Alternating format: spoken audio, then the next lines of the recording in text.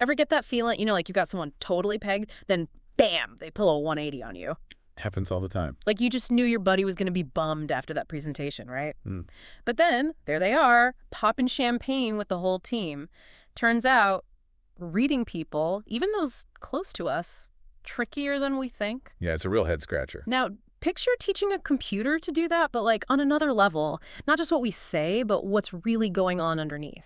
And that's where this whole effective cognition thing comes in, right? This paper, Human-like Effective Cognition in Foundation Models, it's all about that. AI that doesn't just see happy or sad, but gets the why, the how, the whole emotional shebang. My phone can tell a smiling selfie from a rainy day, sure, but context, forget it.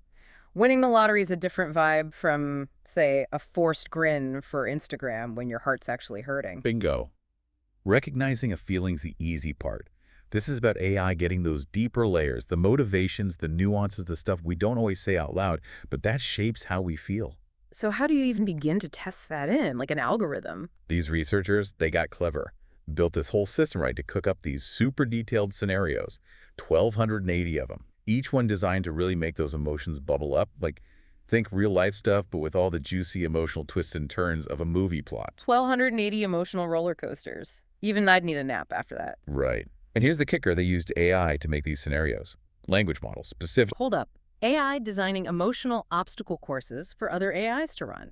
That's some meta-level stuff. Oh, absolutely. And each scenario, it was testing different effective inferences, basically, how well the AI could piece together the emotional puzzle. Break that down for me. What kind of emotional detective work are we talking here? So sometimes the AI, in a scenario, had to figure out what everyone was feeling. Other times, it's like predict what happens next based on those feelings. Or the real brain teaser, figure out the thoughts, the beliefs, the why behind those emotions in the first place. Okay, so if I'm stressed about a deadline, the AI can't just go, oh, stress, got it. It's got to connect the dots back to, external pressure, ticking clock. This is why they're freaking out. Precisely. And to make sure the AI was really up to snuff, they brought in the big guns. Hundreds of actual real-life humans. Oh, man, they better have gotten paid danger money for that emotional labor. Tell me about it. Basically, these folks, they got the same scenarios, same questions about the emotions involved, like an emotional IQ test, human edition. So it's a Turing test, but for feelings, right? Mm. So drum roll, how'd the AI do? Did it even come close to us emotional wizards? This is where it gets wild. Yeah. Some of these AI models, they didn't just keep up with humans in some areas. They blew us out of the water. No way. You're telling me AI's gunning for our emotional guru gigs. Gotta hear more about this. But before we go full AI therapist on this, let's back up a sec. The paper uses this example, right? Amy and her college applications. What's that all about? Amy's college saga. Perfect example of why understanding those underlying emotions, the appraisals, it's crucial. Because sometimes what looks awesome on paper, in your heart, it just ain't right. Exactly. So Amy, she's applying to colleges, right? Dream school, local state university. But she also applies to this fancy private college, pricey one, mostly to keep her parents happy. Overachiever, pleasing the parental units. Classic. Okay, but here's the thing. Imagine she gets rejected by the state school. Heartbreak. But gets into the fancy pants one. On paper. Party time. But like you said. Appraisals. The AI has got to get that, even though objectively any college acceptance is good, for Amy, it's a swing and a miss. Doesn't line up with her goals. So she's probably feeling trapped, disappointed, even if she's putting on a brave face for mom and dad. And that's the nuance these researchers were after. Can AI see past the surface into that messy human heart of it all? And for what you're saying, sounds like some of them actually could. It's early days, but yeah, pretty mind-blowing stuff. So we've got AI recognizing emotions, starting to understand the why behind them. Where does that even lead us? Honestly, sky's the limit. And maybe a little bit scary, too. Like AI therapists, robot buddies who actually get us. Maybe one day. But before we get ahead of ourselves, gotta remember, with great power, right? Comes the potential for some serious emotional manipulation. And that's a whole other can of worms. Exactly. But we're getting ahead of ourselves. Let's unpack those AI results a bit more, shall we? All right, spill the tea. Where did these AI models really knock it out of the park, emotionally speaking, and where were they still a work in progress? Well, straight off the bat, recognizing basic emotions from those scenarios, they were killing it. Happiness, sadness, anger, you name it.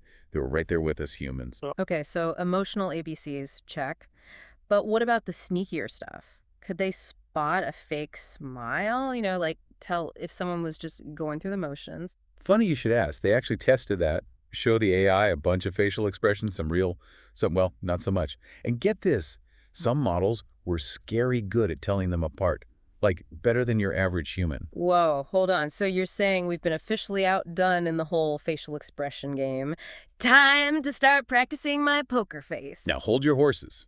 It's impressive, sure. Yeah. But let's not forget those nuanced appraisals. It's one thing to see sadness, another to get if it's from grief, disappointment, or, someone cut them off in traffic. So they're getting the emotional headlines, but maybe missing the finer print. Exactly. And that's where we humans still have a leg up. We've got all this experience, social smarts, even our own biases that color how we read a situation. Like those optical illusion things, right? Same image, different interpretations. We bring all this extra baggage to the table that AI is just not packing. Right on. And that's tough to program. For instance, AI, it got pretty good figuring out how someone might feel, but understanding their sense of control over the situation, how fair or unfair they saw it, that tripped them up. Okay, so frustrated face, they got it. But figuring out if it's because life's being unfair or they just suck at Tetris, not so much. And that's kind of a big deal if we're talking about AI getting all up in our emotional business. But before we dive into that ethical rabbit hole, you mentioned something about chain of thought prompting, helping the AI do better on these tests. What's that all about? Oh, yeah, that was cool. Instead of just throwing a scenario at the AI and saying, go, they tried prompting it to, explain its reasoning. Yeah. Step by step. So showing their work instead of just the final answer. Here's why I think this guy's about to lose it, Professor. You got it. And guess what? Turns out making the AI think out loud actually boosted its emotional accuracy. It made more nuanced judgments. Fascinating. It's like by forcing it to articulate the process, it's actually deepening its understanding of those emotional connections. Almost like, well, how we learn. But zooming out a bit, what's the big takeaway here? We're talking AI that's not just recognizing, but starting to grok human emotion on a deeper level. Where does that even lead us? That's the million-dollar question, right? Yeah. It's both crazy exciting and maybe a tad bit be careful what you wish for. I mean, imagine AI that could give personalized mental health support, like catch those early warning signs before even we do. An AI therapist that's like, dude, your vibe is way off, let's talk. Exactly. Or AI companions for the elderly, for kids with autism, folks who just need someone who gets them.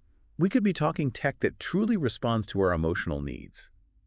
But, and this is a big but. There's always a but, isn't there? As amazing as all that sounds, feels like we're also stepping into some seriously uncharted territory. No doubt about it. Because, well, knowledge is power, right? And if AI can really crack the code of human emotion. You could get a little Black Mirror in here fast. We're talking hyper-targeted ads that play on our deepest fears, scams that weaponize empathy.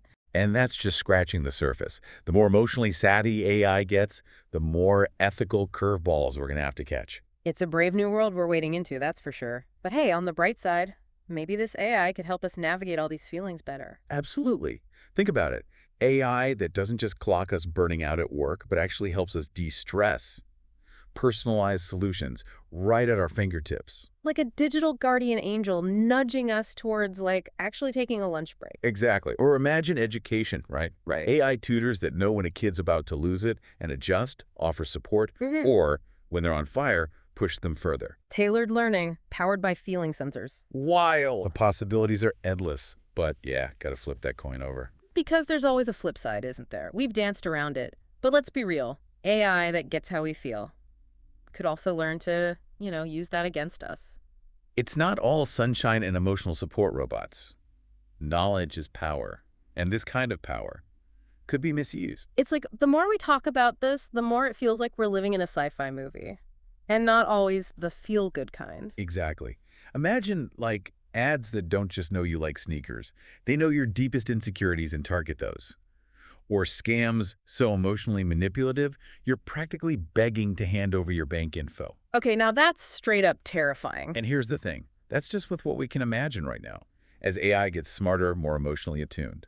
We're talking ethical dilemmas we haven't even dreamt up yet. So we're building the plane while we're flying it, except the plane runs on feelings now. No pressure or anything.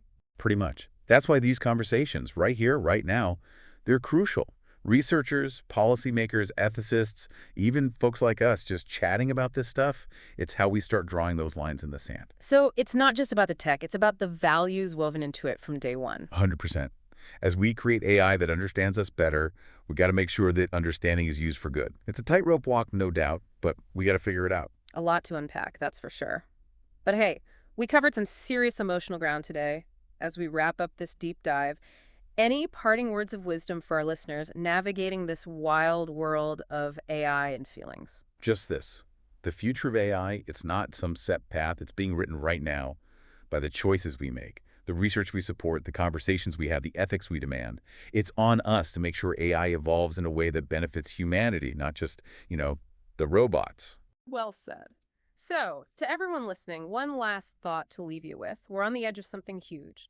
What role do you want to play in shaping this future? What matters most when we're talking about tech that gets how we feel?